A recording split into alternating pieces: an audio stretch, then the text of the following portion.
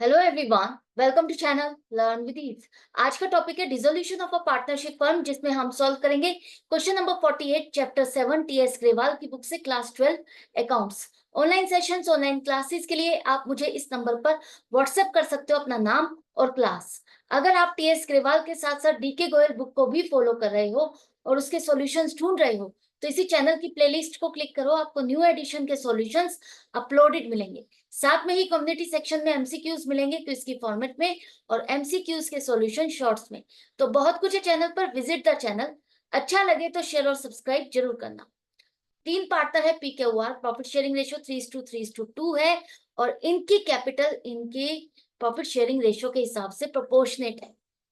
तो सबसे पहले देखो, यहाँ पर 1 अप्रैल 2023 की कैपिटल दी हुई है जो कि 80,000 है। तीनों पार्टनर्स की कैपिटल मिला करके टोटल 20,000 जनरल रिजर्व है। पूरे साल में प्रॉफिट 28,000 हुआ और 5% हमें इन्हें इंटरेस्ट ऑन कैपिटल भी देना है। तीनों पार्टनर्स की ड्राइंग्स दी गई है और लाइबिलिटीज है हमारी 18,000। एसेट्स को बेचा, फर्म को डिसॉल्व कर रहे हैं ये, तो एसेट्स को बेचा तो 1,08,600 रुपए मिले। रियलाइजेशन का खर्चा 1,800 है। नेसेसरी लेजर अकाउंट्स बनाने हैं, तो सबसे पहले हम स्टार्टिंग करेंगे profit and loss appropriation account से। क्यों? क्योंकि ये जो 28,000 का प्रॉफिट है ये अभी हमने डिस्ट्रीब्यूट नहीं किया और इस पर हमें इंटरेस्ट ऑन कैपिटल का एप्रोप्रिएशन भी करना था। तो पूरे साल का प्रॉफिट हमने प्रॉफिट एंड लॉस अकाउंट से एप्रोप्रिएशन में ट्रांसफर किया 28,000। इंटरेस्ट ऑन कैपिटल देना है तो तीनों की कैपिटल कितनी होगी? 30,000, 30,000, 20,000। प्रॉफिट शेयरिंग रेशियो के हिसाब से अगर आप करते हो तो तीनों की कैपिटल क्या होगी? टोटल कैपिटल तो 80,000 है और 80,000 को 3:3:2 में करोगे तो 30,000, 30,000 और 20,000 बनेगी और तीनों की कैपिटल पर इंटरेस्ट जो भी बनेगा 5% के हिसाब से वो हमें देना है। तो 1500 पी को देना है, क्यू को 1500 और आर को 1000। तो ये टोटल इंटरेस्ट ऑन कैपिटल 4,000 हमने इनके कैपिटल अकाउंट में क्या किया? क्रेडिट किया। बाकी का जो बचा प्रॉफिट 24,000 वो इनकी प्रॉफिट शेयरिंग रेशियो के हिसाब से हमने बांट दिया। तो तीनों के प्रॉफिट हम उनके कैपिटल अकाउंट में क्रेडिट करेंगे। P&L appropriation account debit to partners capital account. End में लिखो टोटल। एप्रोप्रिएशन अकाउंट बन गया। अब इंटरेस्ट ऑन कैपिटल और प्रॉफिट आपने डिस्ट्रीब्यूट कर दिया। इसके बाद ध्यान से देखो, हमें फर्म डिसॉल्व कर रहे हैं तो किस तारीख को डिसॉल्व कर रहे हैं? 31 मार्च 2024 को। तो उस डेट की बैलेंसेस चाहिए, उस डेट के कैपिटल के बैलेंसेस चाहिए। हमारे पास 1 अप्रैल 2023 के बैलेंसेस है, तो हमें जो 30,000, 30,000 और 20,000 के बैलेंसेस हैं इसमें एडिशंस और सब्सट्रैक्शंस जो भी एडजस्टमेंट्स है वो करनी पड़ेगी। जैसे कि इंटरेस्ट ऑन कैपिटल इनको देना था इस साल का, वो देंगे। प्रॉफिट है वो ऐड होगा 9,000, 9,000 और 6,000। इस तरह से ड्राइंग्स भी इनकी दी गई है जो कि है 8,000, 7,000 और 5,000 क्वेश्चन में दिए। तो टोटल क्लोजिंग बैलेंस अब आपका आ गया 32,500, 33,500 और 22,000। ये अब आपके बैलेंसेस कब के आ गए? 31 मार्च 2024 के। तीनों के कैपिटल के बैलेंसेस अब आपके पास आ गए हैं। क्लियर है? अब इसके बेस पर हम बनाएंगे अपनी ओपनिंग बैलेंस शीट, मतलब कि मेमोरेंडम बैलेंस शीट। तीनों के 31 मार्च 2024 को अगर हम बैलेंस शीट बनाते हैं, जो कि हमारे पास नहीं है, मिसिंग है, हमें बनानी होगी ताकि हम मिसिंग डाटा निकाल सकें। कौन सा? हमने एसेट को बेचा, इतना पैसा मिला, लेकिन एसेट कितने की है वही नहीं पता। तो वो निकालने के लिए आपको ये बैलेंस शीट बनानी है। तीनों के कैपिटल के बैलेंसेस टोटल हो गया 88,000।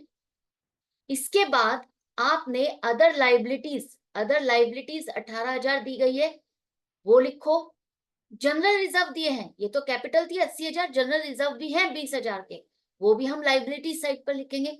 तो लाइबिलिटी साइड का तो टोटल आपका 1,26,000 आ गया और एसेट्स में कोई भी कुछ भी इंफॉर्मेशन नहीं है, लेकिन ये पता है कि total liabilities is equal to total assets होता है। तो यहाँ पर क्या होगा? एसेट्स में आपकी सन्ड्री एसेट्स होंगी। जितनी भी चीज है बैलेंसिंग है वो आपका सारी की सारी एसेट है। एंड में लिखो टोटल। अब आपके दिमाग में आ रहा होगा कि ये सन्ड्री एसेट्स में कैश या बैंक बैलेंस है या नहीं, ये तो कुछ पता ही नहीं चल रहा।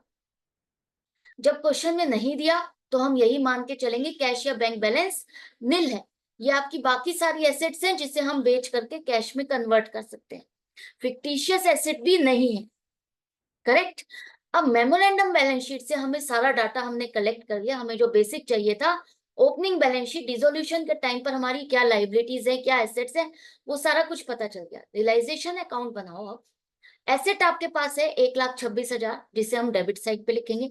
आउटसाइड लाइबिलिटीज में आपका 18,000 आएगा, बाय अदर लाइबिलिटीज 18,000। एसेट को बेचा और पैसा मिला आपको 1,08,600, जिसे हम क्रेडिट साइड पे लिखेंगे। बाय बैंक अकाउंट लिखो या कैश अकाउंट, कुछ भी लिख सकते हो, पर्टिकुलरली कुछ नहीं कहा तो दोनों में से कुछ भी लिखो, दोनों ही करेक्ट है। इसके बाद लाइबिलिटीज को पे किया या नहीं किया, कुछ नहीं लिखा तो हम यही मानेंगे कि लाइबिलिटीज को पूरा पे किया गया टू बैंक अकाउंट। पूरे के पूरी लाइबिलिटीज 18,000 की पेमेंट हो गई। 1,800 का आपका खर्चा भी है रियलाइजेशन का, तो एक एक पॉइंट को आपको ध्यान रखना है, भूलना नहीं है। तो to bank account expenses, liabilities expenses जो भी है पेमेंट कर दो, डेबिट साइड पे लिख दो। रियलाइजेशन में अब आपको चेक करना है प्रॉफिट आ रहा है या लॉस आ रहा है। डेबिट साइड का टोटल ज्यादा तो लॉस है, क्रेडिट साइड का टोटल ज्यादा तो प्रॉफिट। यहाँ पर डेबिट साइड का टोटल ज्यादा है, हमें लॉस आ रहा है 19,200 रुपए का, जो कि तीनों पार्टनर्स में प्रॉफिट शेयरिंग रेशियो के हिसाब से बांटोगे। तो क्या होगा, इन तीनों के कैपिटल अकाउंट आप डेबिट करोगे, रियलाइजेशन अकाउंट आपका क्रेडिट होगा। एंड में लिखो टोटल, ये आपका रियलाइजेशन अकाउंट भी कंप्लीट हो गया। अब इसके बेस पर हम बनाते हैं पार्टनर्स कैपिटल अकाउंट। हमारे पास ओपनिंग बैलेंसेस 31 मार्च 2024 को जो बैलेंसेस है वो हम लिखेंगे, क्योंकि अब फाइनल सेटलमेंट करना है डिसोल्यूशन के टाइम पर। जो भी बैलेंसेस आ रहे हैं अब उनकी क्लियर सेटलमेंट करनी है, पूरी पेमेंट करनी है। तो 32,500, 33,500 और 22,000 आपकी बैलेंस शीट में बैलेंसेस आ रहे हैं। लॉस आया रियलाइजेशन पर, वो आपने पार्टनर्स की कैपिटल अकाउंट को डेबिट किया तो डेबिट साइड पे लिखो। इसके बाद आपके जनरल रिजर्व आ रहे हैं 20,000 के, जिससे आप डिसोल्यूशन हो रहा है तो आप इसे बांट दोगे, बांट करके खत्म कर दोगे। तो तीनों के प्रॉफिट शेयरिंग रेशियो के हिसाब से बांटोगे तो तीनों के हिस्से जितना आएगा, जनरल रिजर्व एक तरह से प्रॉफिट का पार्ट है, हिस्सा है, जो कि इनके कैपिटल अकाउंट में आप क्रेडिट करोगे। 7,500, 7,500 और 5,000। अब बारी आती है चेक करें कि किसको कितना पे करना है। क्लोजिंग बैलेंस नहीं लिखोगे, सीधा पेमेंट लिखनी है आपको। 32,800 पी को दिए जाएंगे, 33,800 क्यू को दिए जाएंगे और आर को मिलेंगे 22,200 रुपए। क्लियर है।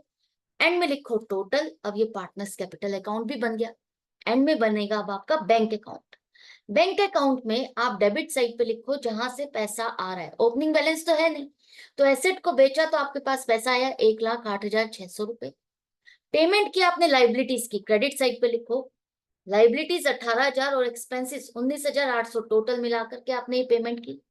इसके बाद तीनों पार्टनर्स के कैपिटल के पेमेंट की, ये पेमेंट लिख दी। अब आपने जितना भी पैसा आया गया सब कुछ अकाउंट कर लिया। अब चेक करो क्या क्लोजिंग बैलेंस आ रहा है। क्लोजिंग बैलेंस नहीं आ रहा। दोनों साइड का टोटल सेम आ रहा है या डिफरेंट आ रहा है? दोनों साइड का टोटल भी सेम आ रहा है। इसका मतलब क्या है, हमारा क्वेश्चन करेक्ट है या नहीं? हमारा क्वेश्चन परफेक्टली 100% करेक्ट है। अगर क्लोजिंग बैलेंस आता तो हमारा क्वेश्चन रॉन्ग होता। अगर दोनों साइड का टोटल मैच नहीं करता तो हमने कहीं ना कहीं मिस्टेक की होती, हमें चेक करना होता। तो ये गुड साइन है कि हमारा क्लोजिंग बैलेंस नहीं आ रहा और दोनों साइड का टोटल मैच कर रहा है। तो इसी तरह से प्रैक्टिस करते रहो। ये लास्ट क्वेश्चन था। आई होप ये चैप्टर आपके लिए इजी हो गया होगा, अच्छे से समझ में आ गया होगा किस तरह से स्टेप बाय स्टेप आपको क्वेश्चन को अटेम्प्ट करना है, किस तरह से प्रेजेंट करना है। फिर भी कहीं डाउट या कंफ्यूजन है तो आप कमेंट सेक्शन में लिख करके पूछ सकते हो। इसी तरह से कनेक्टेड रहो, सीखते रहो। मिलते हैं नेक्स्ट वीडियो में नेक्स्ट क्वेश्चन के साथ और नेक्स्ट चैप्टर के साथ। Goodbye and take care.